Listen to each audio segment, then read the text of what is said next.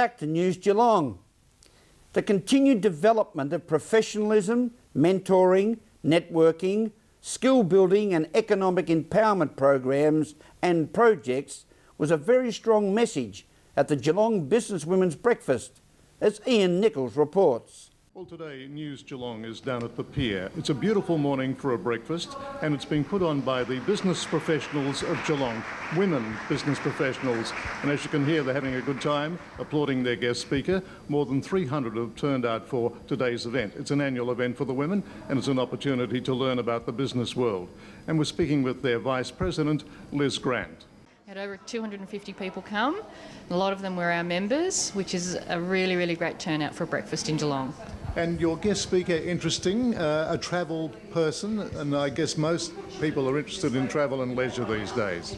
That's right, but I think also she really epitomised with her life story the spirit of adventure and the risks she'd taken and the opportunities she'd taken. So it was a really great story from start to finish. Yes, well, to be the managing director of your own company is certainly an inspiration to any woman, isn't it? It is. It's very, very inspirational, and to really see that she never kind of thought about even that she couldn't, that she just took those steps and she kind of, that's what I want to do, so I'm going to set that goal and I'm just going to do it, which is really, really inspirational for everyone in the room, I think. And with your organisation here in Geelong, is your membership growing? Are you finding more and more professional women in the workplace? Yes, it's very much growing. I think we started last July with around 60 members, and we're looking to have around 100 by the end of this June.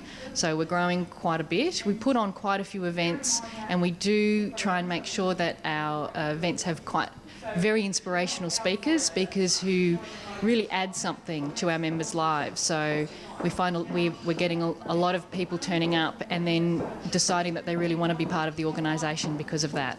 I was glancing through your guest list as we waited to speak with you, and gee, they come from all walks of life, don't they? They really do. They really do. We have a lot of business owners in our membership. We have a lot of corporate women, right up to CEOs in our membership. So we really welcome anybody, and we really want to empower everybody and inspire them. Well, where are you based in Geelong? We don't necessarily have a base. We have our events. We try and explore a number of different venues for our events each month. And give all the venues a bit of a chance, but also give our members a chance to look at all the different venues in case they're booking something. So we don't necessarily have a specific base in Geelong. Coming from Warrnambool myself, I know that there was always a strong contingent of people that take a holiday every year and often overseas and that, so Geelong, I actually think there's probably a lot more people in Geelong that do the same. Look, I picked up on end of your speech as we arrived, and you were saying that Dubai and Brasilia are sort of off your list at the moment because there are better places to go these days. Well, I've been fortunate enough to travel to over 100 countries, and I really like getting out in the villages, amongst the people, the local communities and that, and I just think that Dubai is one of these cities that are purpose-built. You can have fun there, but purpose-built. Brasilia is the same, so I think there's just so more other interesting places that are higher on the list. Well, you get out to see the real world, and that's what I guess Peregrine is all about. Absolutely. So we travel to all 7 continents, we use the local leaders, we put back into the communities, and it's very, very rewarding and satisfying. So you do much of this speaking to groups, not say exactly the same as this professional women's group, but generally speaking after dinner or luncheons or breakfast like this?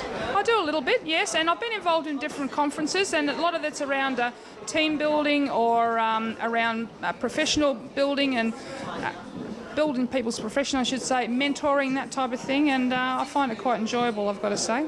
Well, it all seemed to go pretty well today. Thank you. Yes, I think it did.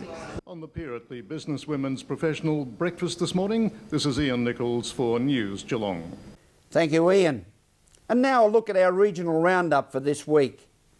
Geelong is one of only 10 police stations worldwide using cutting-edge face recognition technology that has helped Geelong identify almost 600 offenders in the past 18 months via a program called iFace.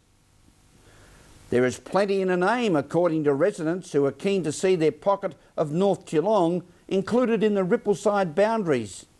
City of Greater Geelong councillors will decide whether to start an investigation into realigning the Rippleside boundary following completion of a consultation process.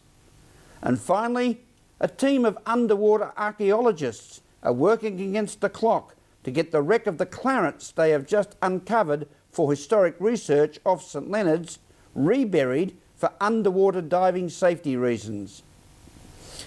After this break, we'll return with sport and weather here on our midweek edition of News Geelong.